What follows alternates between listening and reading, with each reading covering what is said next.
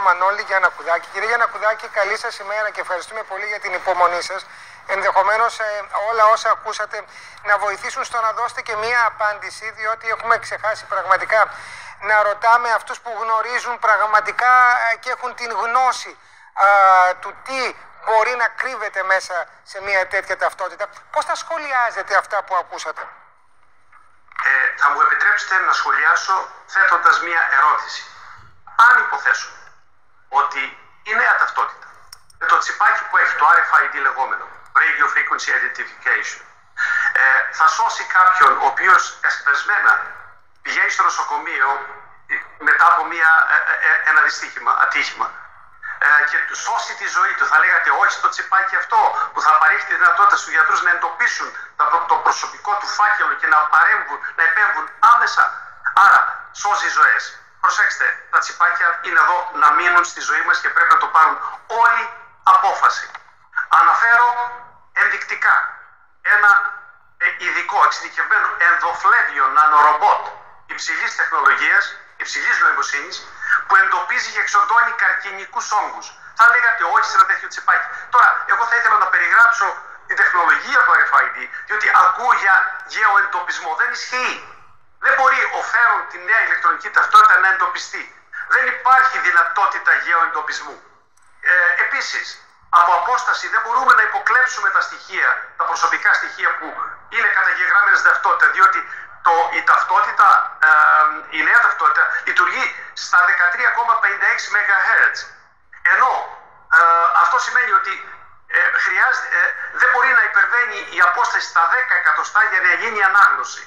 Άρα, ποιος θα πλησιάσει σε 10 εκατοστά κάποιον να του υποκλέψει τα στοιχεία του?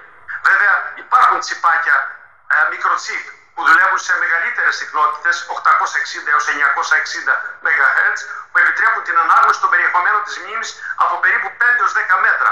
Όπως, για παράδειγμα, τα μικροτσίπ για ανέπαφη πληρωμή στα διόδια. Επομένως, θέλω να καθησυχάσω τους διαφωνούντες ότι υπάρχουν μέτρα ασφαλείας. Και επίσης, τέλος, τα περιεχόμενα της νέας ταυτότητας δεν είναι περισσότερο από όσα υπάρχουν ήδη σε μια κλασική ταυτότητα όπως τη γνωρίζουμε σήμερα. Άρα δεν έχουν τίποτα να φοβηθούν. Πούλος για αυτά, πριν ρωτήσεις αυτό που θες τον κύριο, και συγγνώμη που σε διακόπτω Βίκυμα, αλλά νομίζω ότι έρχεται και απαντάει σε αυτά που έλεγε ο κ. Μητσόπουλος πριν. Ας ακούσουμε τη γνώμη του. Κύριε Μητσόπουλε, τι λέτε? Δεν σας καθησυχάζουν αυτά που σας λέει ο καθηγητής? Μητσούλη, σε μένα ναι, με συγχωρείτε.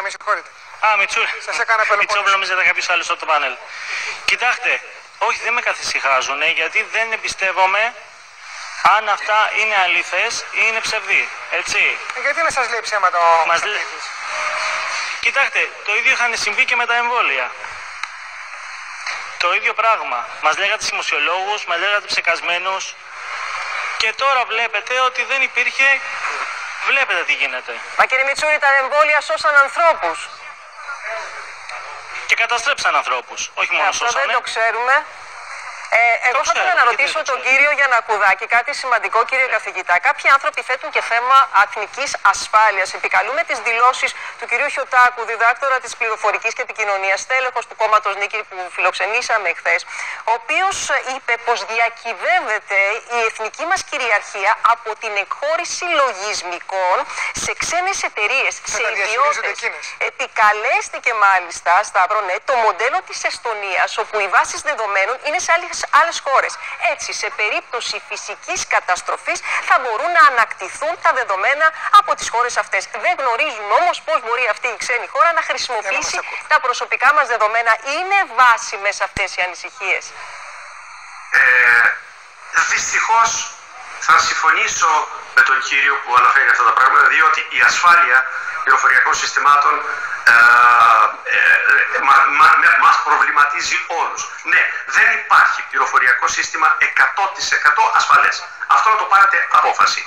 Και επομένως κάτι πρέπει να γίνει. Ένας τρόπος να εξασφαλίσουμε την ανωνυμία είναι να καταργήσουμε την ανωνυμία. Δηλαδή, αν θέλουμε privacy, ιδιωτικότητα, θα πρέπει να κάνουμε κάτι για την τα προβλήματα που αντιμετωπίζουμε σήμερα στο διαδίκτυο και τα οποία οφείλονται στους hackers, στους εισβολείς που ανώνυμα, κρυβόμενοι πίσω από το δάκτυλό τους, επιτίθενται στους πάντες και υποκλέπτουν προσωπικά δεδομένα. Ναι, τα προσωπικά δεδομένα πρέπει να τα προστατεύσουμε. Δεν είμαστε ικανοποιημένοι σήμερα εμείς, οι ειδικοί της τεχνολογίας της πληροφορικής, από την ασφάλεια που προσφέρουν τα συστήματα και ιδιαίτερα οι βάσεις δεδομένων. Εδώ αυτό είναι ένα πρόβλημα. Κύριε καθηγητά, σας ευχαριστούμε πάρα πολύ. Μπορούμε να συνδεθούμε και πάλι.